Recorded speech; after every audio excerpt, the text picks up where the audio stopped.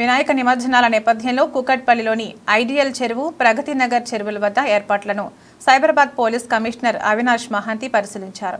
నిమజ్జనానికి వచ్చే భక్తుల సౌకర్యం, భద్రతకు ఎటువంటి ఇబ్బందులు లేకుండా చూడాలని సంబంధిత అధికారులకు సూచించారు.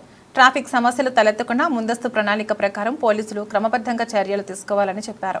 చెరువుల వద్ద క్యూ లైన్లు, లైటింగ్, బార్కేడింగ్, శానిటేషన్ వంటి అంశాలను స్వయంగా పరిశీలించిన సిపి చిన్నపిల్లలు, మహిళలు భద్రంగా నిమజ్జనం పూర్తి చేసుకునేలా ప్రత్యేక శ్రద్ధ చూపాలని ఆదేశించారు.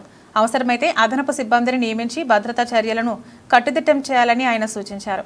ప్రజలు కూడా పోలీసులు ఇచ్చే మార్గదర్శకాలను పాటించి శాంతి భద్రతల పరిరక్షణలో సహకరించాలని కోరారు.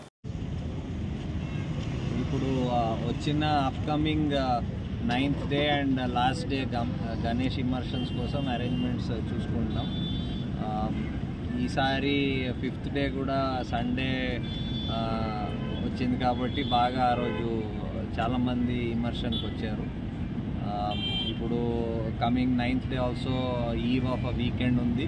తర్వాత ఫైనల్ డే కూడా సాటర్డే రోజు ఉంది. సో వీఆర్ ఎక్స్పెక్టింగ్ చాలామంది వస్తారని.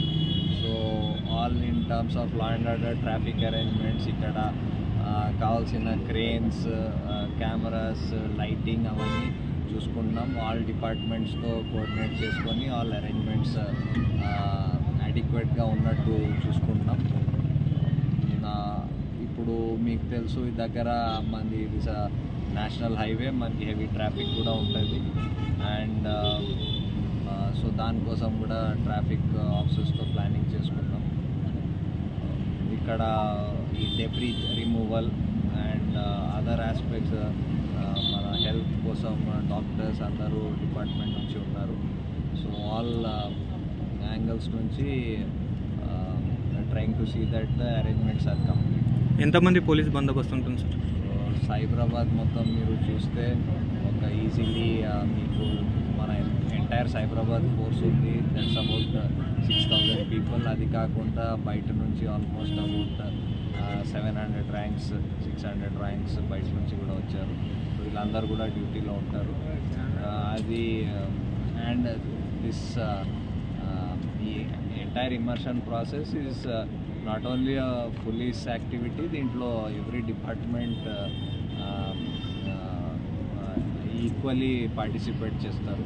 సో ఇక్కడ జిహెచ్ఎంసీ ఉంది, మాకు చాలా ఏరియాస్లో వేరే మున్సిపాలిటీస్ ఉన్నాయి, వేరే మున్సిపల్ కార్పొరేషన్స్ ఉన్నాయి, కొన్ని గ్రామ పంచాయతీలు కూడా ఉన్నాయి.